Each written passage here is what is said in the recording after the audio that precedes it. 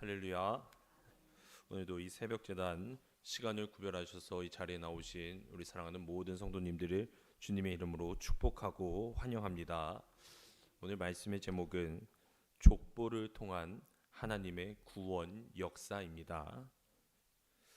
이제 우리는 창세기 10장으로 넘어왔습니다. 오늘 말씀을 보시면 잘 아시듯이 족보의 말씀입니다. 우리가 그냥 눈으로 볼 때 이것들이 과연 무엇을 의미하는가, 무슨 내용인가 싶지만 어제 말씀드렸던 셈과 함과 야벳, 그들이 후손들이 어떻게 어떠한 삶을 살아가고 있는가, 어제 주신 그 무지개 언약 이후 인류가 어떠한 방법으로 땅에 퍼져나갔고 각 민족과 각 족속들이 어떻게 형성되어졌는가를 보여주는 말씀이 오늘 이 10장의 말씀입니다. 9장에서 생육하고 번성하고 충만하라, 그 하나님의 큰 복을 받은 셈과 함 야벳의 계보가 이 10장에서 구체적으로 열방의 흐름으로 확장됨을 우리는 볼 수 있습니다. 결국 이 10장의 말씀을 통해 하나님은 심판 이후에도 그분의 그 크신 구원의 계획은 멈추지 않으셨고 인류의 노아들의 그 새아들을 통해서 다시 퍼져나가고 있음을 우리는 볼 수 있습니다. 이는 하나님의 인내와 사랑 그리고 구속의 경륜은 끝까지 멈추지 않는다는 것을 보여주죠. 오늘 우리 이 10장 족보의 말씀을 통하여 오늘을 살아가는 우리들에게 주시는 그 영적인 교훈과 기도의 제목을 함께 삼고자 합니다. 첫 번째로 약속을 끝까지 이루어 주시는 셈의 족보입니다. 1절 말씀입니다. 노아의 아들 셈과 함께 야벳의 족보는 이러하니라. 홍수 후에 그들이 아들을 낳았으니. 여러분, 이 전까지 족보 나오면요 노아의 족보였습니다. 그런데 이제는 노아의 아들 셈과 함과 야벳의 족보는 이러하다라고 하면서 홍수 이후에 그들이라고 표현을 합니다. 여기서 말하는 그들은 셈, 함, 야벳입니다. 이제는 노아의 아들들이 주어로 바뀌었다라는 말씀이죠. 그래서 그들이 아들들을 낳았다라고 이야기를 하는데 노아의 자식이었다가 이제는 선조의 입장으로 바뀌게 됨을 우리는 볼 수 있습니다.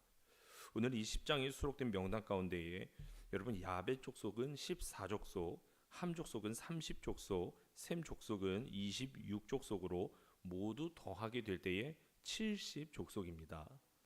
여러분 잘 아시듯이 성경에서 70이라는 것은 세계 열국을 상징하는 숫자가 되고요. 하나님의 계획과 섭리를 나타내는 숫자가 바로 70입니다. 따라서 이 10장에서 나오는 70족속은요. 단 하나라 한 나라에 또 빠짐없이 세계의 모든 나라가 결국 노아의 후손이 되는 것이고 하나님의 섭리와 통치 가운데에 있음을 암시하고 있습니다. 그리고 본문 2절부터 야벳의 아들은 하며 야벳의 족보가 먼저 나오는데 이 사람들은 주로 중동 지방으로부터 시작돼서 그리스와 로마 제국 그리고 유럽과 북방의 민족들로 퍼져나가는 인종이 됩니다. 근데 다 기억하시겠지만 어제 창세기 9장 27절에 하나님께서 이렇게 말합니다. 하나님이 야벳을 창대하게 하사. 여러분 이건 그냥 하나님이 하신 말씀이 아니고 그들에게 주시는 가문의 큰 축복이었습니다. 그런데 잘 아시듯이 유럽의 땅은 사실 좀 작은데 그리고 창세기가 기록될 당시만 해도 유럽이라는 나라는 크게 존재하지도 않는 나라였습니다. 그런데 인류 역사상 그 좁은 땅덩어리의 유럽 백인들이 얼마나 창대하게 되었는가, 그리고 그 출신들이 오늘날까지도 얼마나 창대하게 퍼져나가고 있는가 이미 역사적으로 입증되었고요. 또 오늘날에도 우리가 보고 있습니다. 그러니까 이 말씀은요. 우리 하나님께서 주어주신 그 말씀은 1.1획도 변개함이 없고 말씀하신 그대로 이루어 주시는 신실하신 하나님이 된다라는 것 우리가 알 수가 있습니다. 오늘 본문 5절입니다.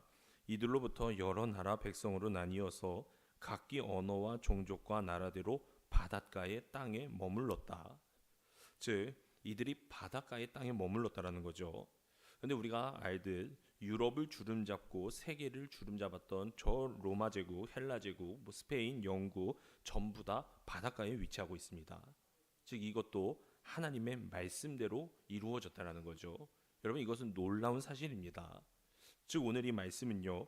족보를 말하며 오늘날을 살아가는 우리들에게 주시는 하나님의 말씀은 당신이 약속하신 그 언약들은 무조건 끝까지 이루어 주신다라는 신실한 하나님이시다. 이것을 오늘 족보의 말씀을 통해 우리에게 보여주고 계십니다. 그러므로 그분께서 우리에게 주신 그 언약, 최후의 승리, 저 천국문의 입성, 우리를 구원해 주신다라는 그 선포된 말씀을 의지함으로 말미암아 날마다 각 구원의 믿음을 갖고 승리하시는 우리 사랑하는 광림의 모든 권속들이 되시기를 주님의 이름으로 축원합니다. 두 번째로 함의 자손입니다. 6절부터 20절까지는 이제 둘째 아들인 그 함의 족보가 나오죠. 8절에 구스가 또 니므롯을 낳으니 그는 세상의 첫 용사라고 말합니다. 함의 자손인 구스가 니므롯을 낳았는데 그는 이 세상의 첫 번째 용사라. 본문 9절입니다. 그가 여호와 앞에서 용감한 사냥꾼이 되었으므로 속담에 이르기를 아무는 여호와 앞에 니므롯 같이 용감한 사냥꾼이로다 하더라. 여러분, 이 니므롯이라는 자가 얼마나 용감한 사냥꾼이라면 조금만 용감한 사람을 봐도 야, 저거 니므롯처럼 용감한 사냥꾼이다라고 부를 정도로 그는 너무나도 멋있고 걸출한 용사가 되었다라는 거죠. 그런데 여러분, 한글 성경으로 이렇게 번역만 되어 있으면 함의 후손 중에서 엄청난 뛰어난 영웅 호월이 나왔나라보다 생각하기 쉽습니다. 그런데 8절 말씀을 보시면 구스가 또 니므롯을 낳았다라고 말을 하죠. 여기서 이 니므롯이다라는 이름의 뜻은요, 반역자라는 뜻입니다. 즉 구스는 반역자를 낳았습니다. 오늘 이 본문에서 반역했다라는 거, 누구를 반역했다라는 겁니까? 하나님을 반역하는 자라는 말씀입니다. 니므롯은 문자적으로 하나님을 반역한 자라는 뜻을 가진 인물이었죠. 그의 삶을 보면요, 이름이 그의 삶을 예고하고 있었던 것을 알 수가 있습니다. 이 니므롯이라는 자는 단순한 용감한 사냥꾼이 아니라 하나님 앞에서 내 권력을 세우고 사람들을 지배하는 권위자로 부상하게 됩니다. 우리 잘 아는 그 후에 일어날 바벨탈 사건이 배경이 되는 그 바벨과 에렉과 악갓을 세우며 도시 문명의 기반을 마련한 사람이 오늘 이 니므롯이라는 사람인 거죠. 그러나 이 문명의 기반은 하나님을 경외하는 것이 아닌 인간의 힘과 그러한 세력과 교만에 기초한 세계였습니다. 그는 세상의 첫 용사라. 우리말로 용사라고 번역된 이 히브리어는요, 죄송합니다, 깃보르라고 하는 말을 가지고 있는데 용사라고 번역되기도 하지만 하나님을 떠난 깃보르는 자신을 의지하는 교만함과 세속적인 힘을 상징하는 뜻도 가지고 있습니다. 여러분, 따라서 오늘 말씀에서 말하는 그는 세상의 첫 용사라라는 그 말씀을 히브리어 원어로 그냥 의역하면요, 그는 포악한 자의 시작이 되었다, 그러한 의미를 가지고 있어요. 또한 9절 말씀에 사냥이라는 말이 나오는데 히브리어로는 단순한 동물 사냥을 말하는 것이 아니고 영향력을 확장하다, 권세를 장악하다라는 의미로 해석을 하게 됩니다. 실제로 니므롯은 사냥을 통해서 자기 권력을 넓혀 나갔고 또 제국을 세웠고 사람들을 자기 통제 아래에 두는 자가 됩니다. 그는 바벨론 건설의 그 바벨탑 건설의 주도자가 되기도 하고 인간 중심의 도시 문명의 기초를 놓은 사람이 되었습니다. 그리고 그 니므롯이 성읍을 지었는데 작은 성읍도 아니고 굉장히 큰 성읍도 짓게 됩니다. 여러분, 즉 함의 후손들은 하나님을 경외하는 데는 관심도 없고 오직 세상을 쫓아 자신들의 소욕을 채우며 살아가게 되었음을 우리는 볼 수 있습니다. 그저 겉으로 봤을 때 이들이 굉장히 창의적이고 또 사냥도 잘하고 저 풍요로운 문화를 창조한 사람들로처럼 보일 수 있겠지만 여러분, 하지만 이들의 삶을 들여다보면 그 가운데에 하나님은 계시지 않았습니다. 그들은 인간 중심의 문명을 만들었죠. 사랑하는 여러분, 함의 후손들을 통해 우리가 알 수 있는 것은 하나님을 떠난 사람들의 삶이 어떻게 해서는 세상적으로 성공하고 분명히 눈부신 업적을 이룰 수는 있겠습니다만 세상 사람들은 그들을 성공한 자들로 봐도 그러나 그것은 결국 하나님의 진노를 부르는 존재가 될 수 있다는 것 꼭 알게 되시기를 바랍니다. 구원의 대상이 아닌 심판의 대상이 될 수도 있습니다. 오늘날도 세상적으로 성공해서 교만해서 자신만의 왕국을 세우고 또 문화를 세우고 나아가게 되지만 여러분 그 가운데에 하나님이 없고 하나님 거역하고 하나님 잊고 살아간다면 가인과 함의 후손들이 세운 도시처럼 불안하고 또 자기 보호를 위해 폭력을 정당화하는 문화로 바뀌게 될 것입니다. 여러분 우리는 오늘 이 시간 꼭 결단해야 합니다. 하나님이 없는 세상적인 성공은 결국 무너지는 바벨탑과 똑같습니다. 하나님과 동행하는 삶만이 영원히 열매를 맺게 됩니다. 그러므로 간절히 바라기는 온전히 예수 그리스도의 나라로 우리의 삶을 이끌어 가시는 우리 사랑하는 모든 성도님들이 되시기를 주님의 이름으로 축원합니다. 끝으로 하나님이 함께 하시는 셈의 족보입니다. 오늘 21절 말씀입니다. 셈은 에벨 온 자손의 조상이요 야벳의 형이라 그에게도 자녀가 출생하였으니. 오늘 이 말씀에 보면 셈의 족보가 나오죠. 셈은 에벨 온 자손의 조상이요라고 말하면서 에벨이라는 자의 이름을 먼저 갖다 놓습니다. 그러면 이 에벨이라는 자는 누구인가? 여러분 에벨은 족보상으로 셈의 증손자입니다. 그런데 셈을 설명하면서 그 증손자 에벨의 이름을 가장 먼저 갖다 놓는데 왜 그렇게 했냐면요. 여러분 짧게 설명하면 이제 내일 보게 될 창세기 11장으로 가서 다시 족보가 나오는데 그 족보를 타고 올라가면 아브라함의 조상이 에벨인 것을 우리는 확인할 수 있게 됩니다.